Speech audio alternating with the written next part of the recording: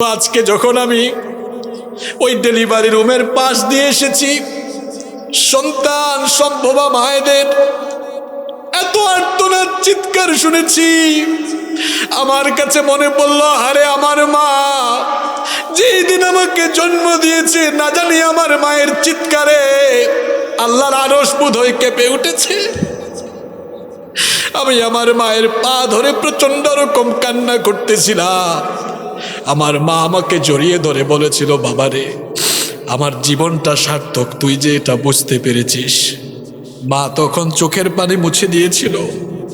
বিশ্বাস করেন ভাইয়েরা, আমরা পুরুষ মানুষ, সন্তান ডেলিভারির এই কষ্ট আমরা বুঝবো না। শুধু এতটুকু বুঝেন, চিকিৎসা বিজ্ঞান বলেছে একজন মানুষ সর্বোচ্চ 20 থেকে 25 ইউনিট পর্যন্ত ব্যথা নিতে পারে, এর বেশি নিতে পারে না। কিন্তু আমাদের মা আমাদেরকে জন্ম দিতে গিয়ে 20 আর 25 নয়, 50 থেকে 55 ইউনিটের ব্যথা সহ্য করেছে। জানি না আমাদের মা কি করে এই কষ্ট, কি করে এই যন্ত্রণা সহ্য করেছে। এজন্য আল্লাহ এখানে বলছেন, হামালাতহু উম্মুহু ওয়াহনান আলা ওয়াহনিন। তোমার মা তোমাকে কষ্টের উপর কষ্ট, যন্ত্রণার উপর যন্ত্রণা সহ্য করে তোমাকে গর্ভধারণ করেছেন। এটা হলো মায়ের 2 নাম্বার কষ্ট। এটা পৃথিবীর কোনো বাবা করে না।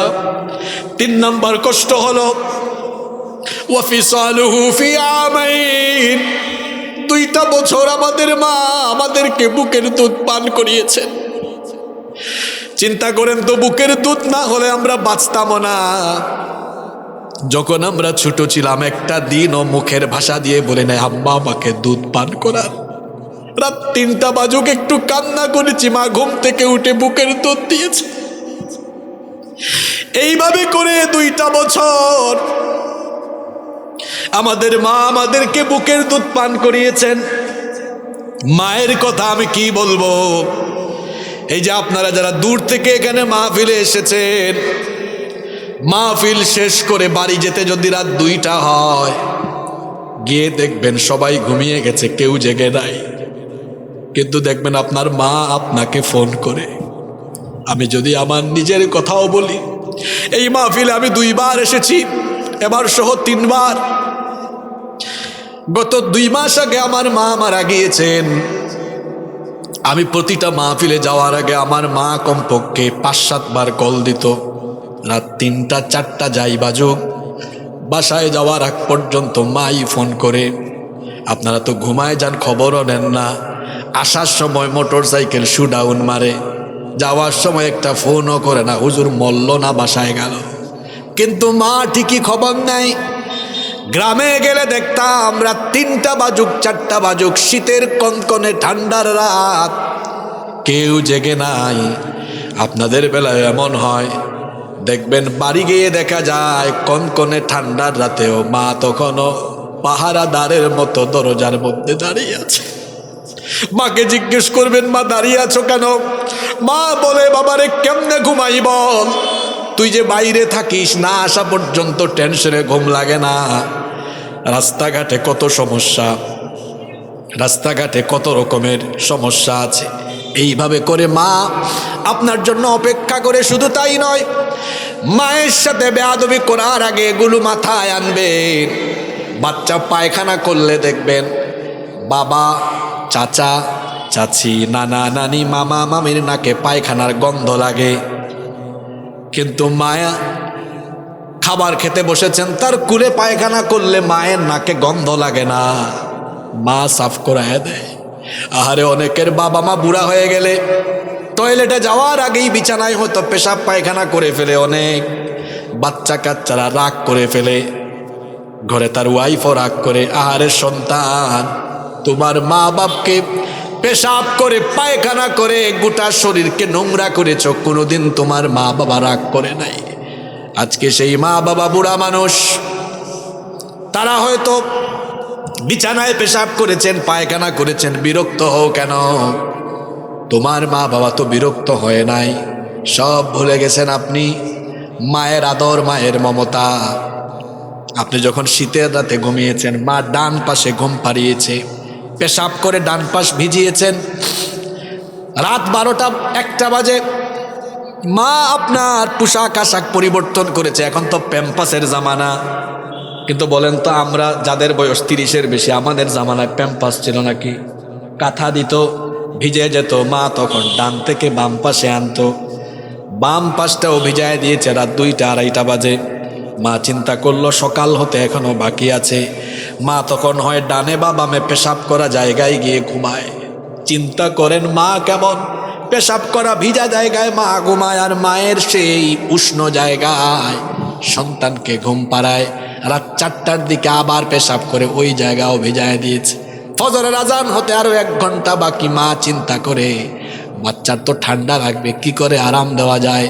সারাটা রাত তখন মা পেশাব করা ভিজা জায়গায় ঘুমায়, সন্তানের জন্য কষ্ট না হয় সেই মা তখন বুকের উপরে সন্তানকে আরাম করে ঘুম পাড়ায়। কষ্টের উপর কষ্ট, দুঃখের উপর দুঃখ, যন্ত্রণার উপর যন্ত্রণা সহ্য করে তোমার মা তোমাকে গর্ভধারণ করেছেন।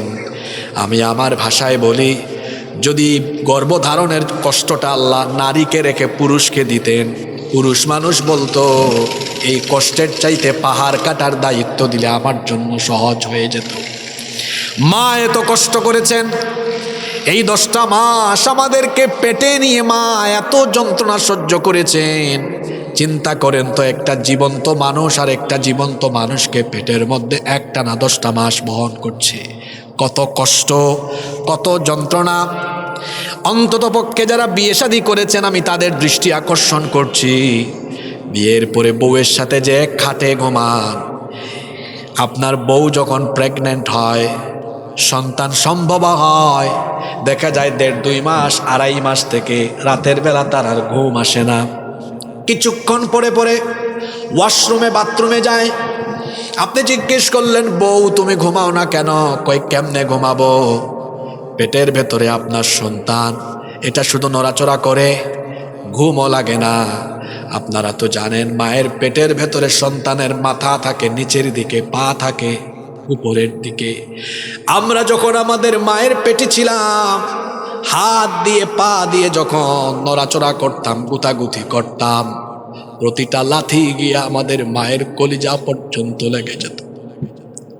কলিজায় গিয়ে লাথিটা লাগতো, মায়ের ঘুম আসতো না। রাতের বেলা বাবা ঘুমায়, মা ঘুমাতে পারে না। কিছুক্ষণ পর পর সন্তান একটু হাত দিয়ে পা দিয়ে যখন গুতাগুতি করে নড়াচড়া করে, মায়ের তখন কলিজাটা ছিঁড়ে যাওয়ার মতো ব্যথা বেদনা আরম্ভ হয়ে যায়।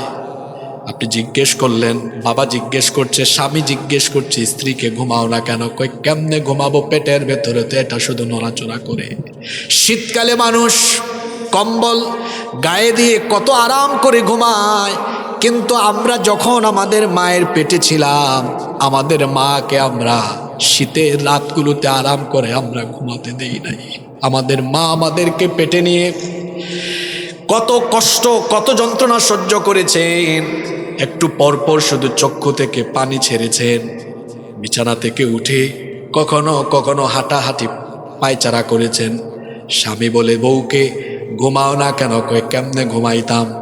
একটু পরপরে সন্তান যখন পেটে নড়াচড়া দিয়ে উঠে, এমন ব্যথা এমন বেদনা আরম্ভ হয়, ঘুম কেমনে লাগবে। মাঝে মাঝে বমি বমি ভাব হয়, ওয়াশরুমে গিয়ে বমি করে।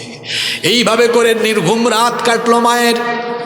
দিনের বেলা যখন আবার এই সন্তানকে পেটে নিয়ে মা ঘরের কাজকর্ম, ঘর ঝাড়ু দেওয়া, রান্না বান্না করা, তরকারি মাছ কাটাকুটি করা, রান্না বান্নার কাজ করতেছেন, তখনও সন্তান পেটের ভেতরে শুধু নড়াচড়া করে। মা ঘরের সবাইকে খাওয়ালেন। খাওয়ানোর পরে মা ক্ষুধার্ত অবস্থায় যখন খেতে বসলেন, ঠিক সেই সময়ে সন্তান পেটের ভেতরে নড়াচড়া দিয়ে উঠল। মায়ের তখন বমি বমি ভাব সৃষ্টি হয়ে গেল। আহারে, আমাদের মা তখনও খেতে পারলেন না। খাবারের প্লেটটা রেখে দিয়ে তারপরে ওয়াশরুমে গেলেন কিংবা বেডরুমে গিয়ে দরজাটা বন্ধ করে নীরবে নিভৃতে কেঁদে উঠলেন। এইভাবে করে 1 দিন আর 2 দিন নয়, মাসের পর মাস মা এই যন্ত্রণা সহ্য করলেন। যে 3টা কষ্ট মা সহ্য করেছেন তার প্রথমটা হলো গর্ভধারণের কষ্ট, গর্ভধারণের যন্ত্রণা। আর এই কষ্টের কথা বলতে গিয়ে আল্লাহ বলেছেন হামালাতহু উম্মুহু ওয়াহনান আলা ওয়াহনিন, যন্ত্রণার উপরে যন্ত্রণা সহ্য করে তোমার মা তোমাকে গর্ভধারণ করলেন। এরপরে যখন সন্তান জন্ম দেওয়ার সময় চলে আসলো, এখন তো এই 12, 15, 17, 18 বছর ধরে সিজার শুরু হয়েছে, কিন্তু এখানে যাদের বয়স 30-এর বেশি, আমাদের মা চাচিরা 8টা, 10টা, 12টা সন্তান জন্ম দিয়েছেন, তখন কিন্তু সিজার ছিল না, নর্মাল ডেলিভারি হতো। ডেলিভারির আগে একজন মায়ের কত দুশ্চিন্তা, কত টেনশন বেড়ে যায়, কারণ কত মা সন্তান জন্ম দিতে গিয়ে দুনিয়া থেকে চলে যায়।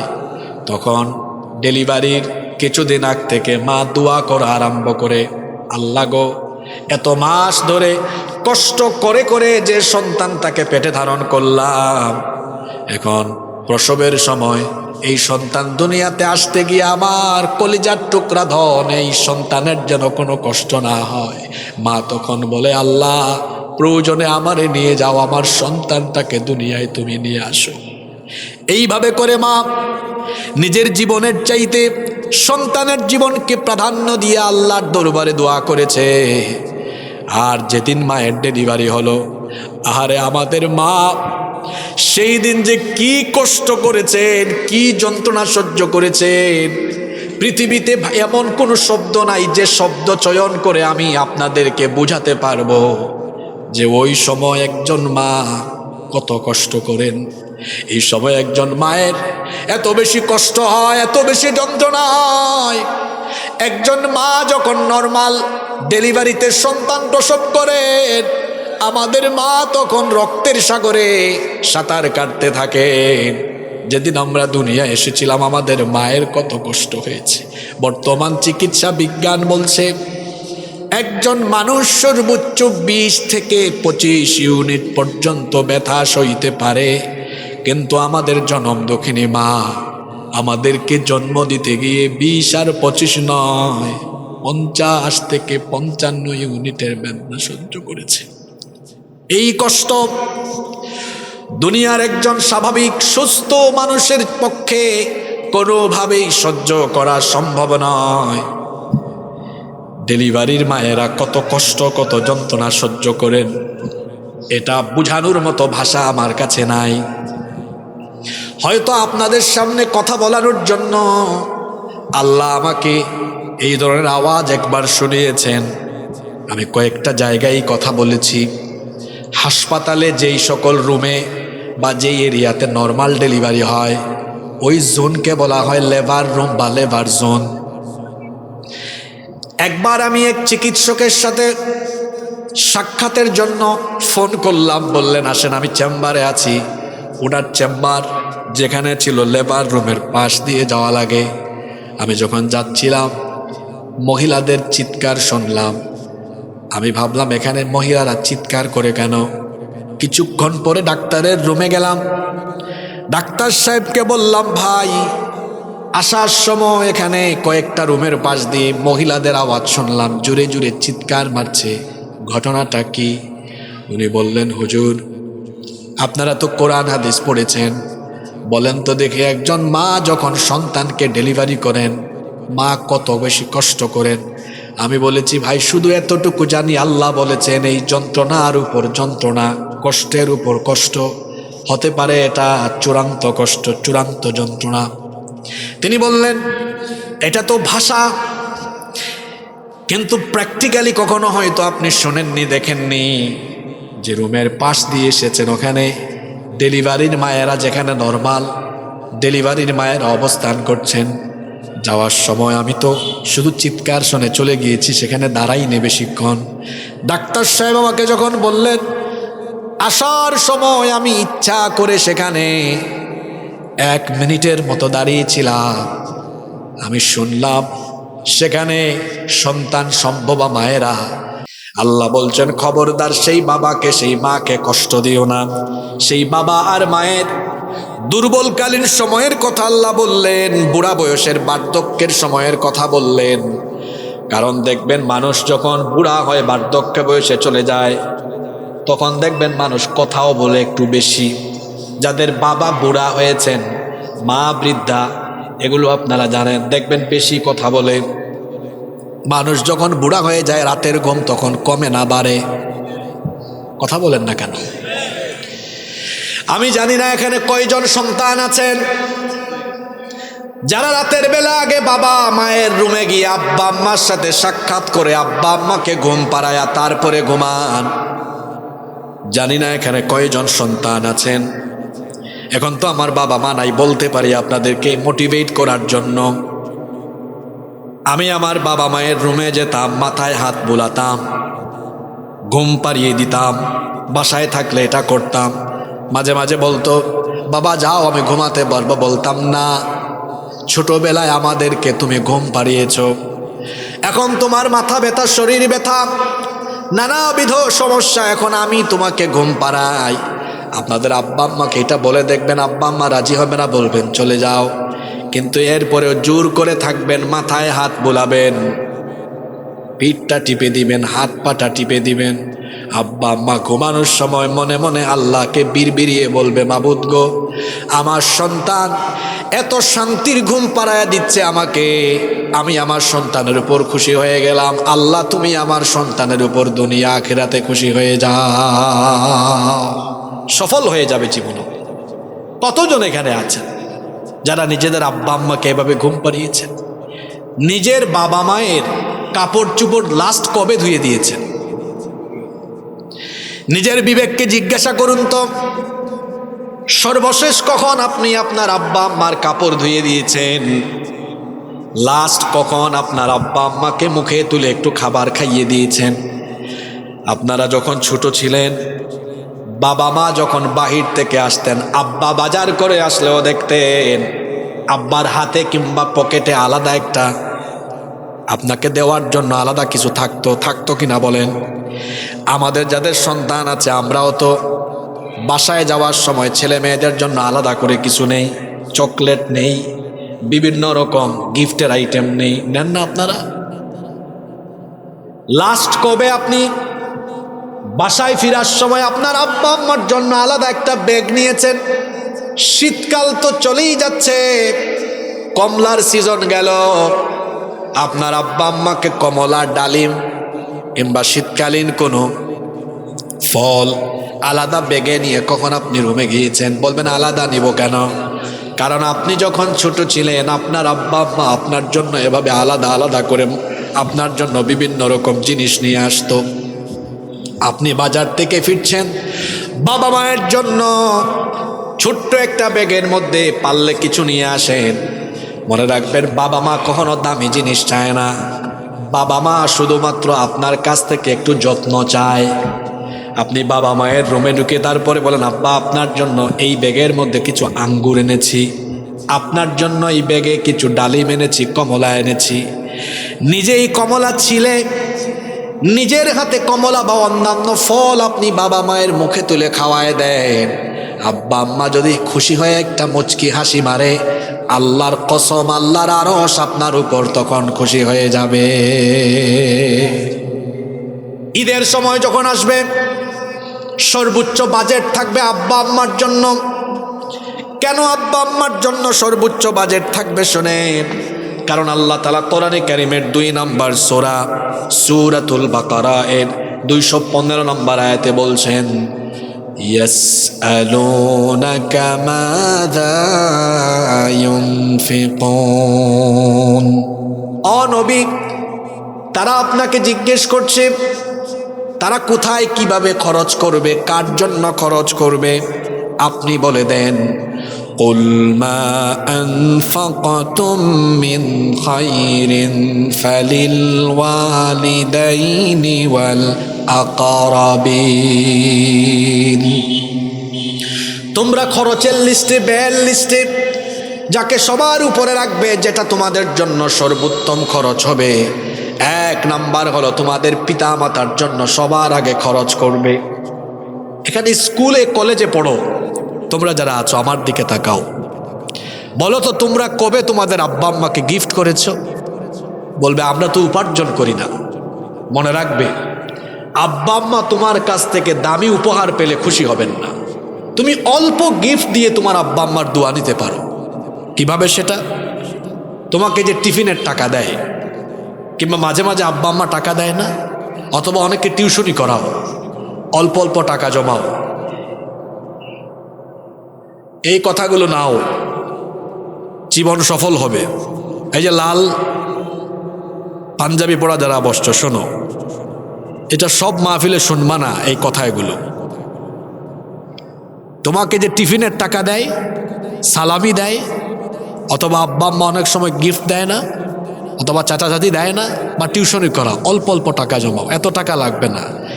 150 টাকায় একটা হিজাব পাওয়া যায়। তোমার মাকে এনে বলো, আম্মা এই হিজাবটা আমি আপনার জন্য আনছি, তুমি এনে দিয়ে দেখিও। তোমার মা এটাকে মনে করবে 150 কোটি টাকার গিফট পেয়েছে। এটা পেয়ে তোমার মাকে বলবা দেওয়ার পরে, আম্মা আপনি নামাজে এই হিজাবটা পড়বেন। দোয়ার চাওয়া লাগবে না, কৌশলে দোয়া চেয়ে ফেলছে, বুঝেন নাই? আম্মা নামাজে আপনি এই হিজাবটা পড়বেন।